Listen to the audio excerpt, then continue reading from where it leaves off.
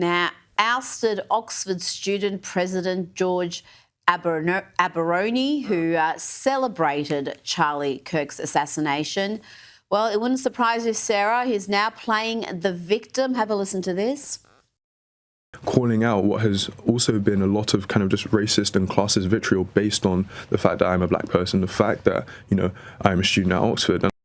Sarah, he celebrated the shooting of Charlie Kirk, who he had hosted for a debate. He had stood face to face with this man, and yet he had that absolutely disgusting reaction. And listen here as he tries to justify that reaction. Mr. Kirk's comments don't exist in a vacuum, He is an incredibly kind of polarizing figure, and I think it's almost a symptom of him, and my reaction a symptom of kind of how we have discourse online in which, it's oftentimes very reactive. It's oftentimes about saying something almost inflammatory, almost because I wanted to say spark a conversation about kind of what happened. Oh, geez. There you go. Sarah is just trying to spark conversation.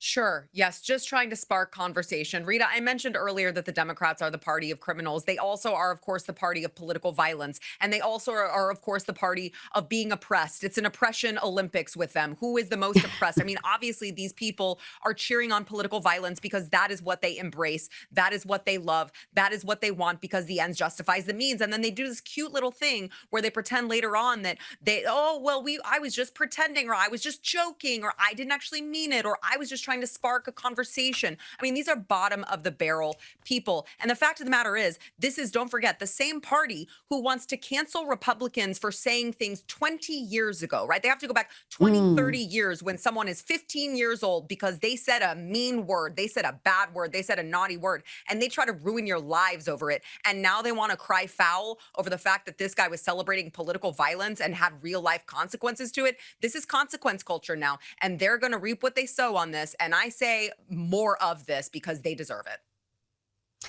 And the left is the same wherever you look, whether it's the Democrats in the US, whether it's the Labor or the Greens in the UK, or our own left-wing activists here in Australia. They're all cut from the same cloth, and it's the same issues, the same excuses, the same rationalisations.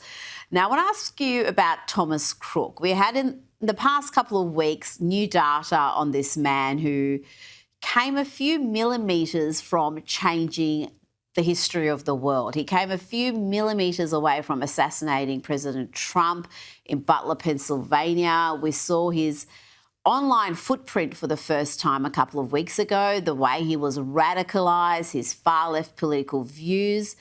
And yet the Media Research Centre report that not a single one of the nearly 1,000 stories pushed by big tech news giants, Google News, MSN News, Yahoo News, AOL and Apple News, covered this story, covered the New York Post bombshell expose, revealing also how the FBI botched the Crooks probe. I just can't understand this. As we discussed on this program then, FBI Chief Christopher Wray testified to Congress that Crooks had little presence on social media and that he didn't really reveal a political motivation. We know that's false, Sarah. Why are so many media outlets reluctant to cover this extraordinary development in this extraordinary story?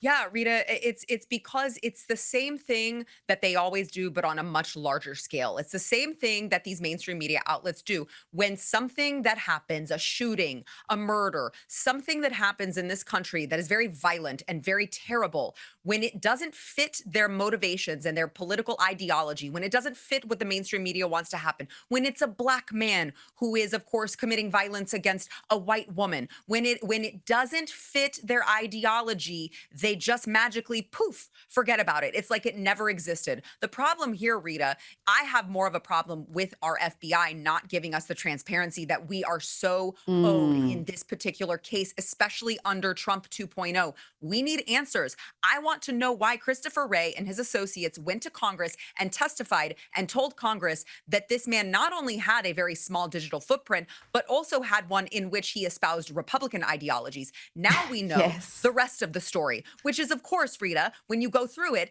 he was a Republican. He was a Trump guy until all of a sudden, Rita, mysteriously in 2020, he was espousing the exact opposite rhetoric. He was espousing very violent rhetoric against President Trump and other Republicans and political leaders. Why was that? What happened in that COVID era to radicalize Thomas Crooks? We need answers to this, and the mainstream media is not going to search for them. So we really need independent journalists. I've been covering it on The Blaze, people like Miranda Devine over at the New York Post. We need to be digging for these answers, and we need to not let up, because we really need to understand why this happened, how this came to be, and who all was behind it.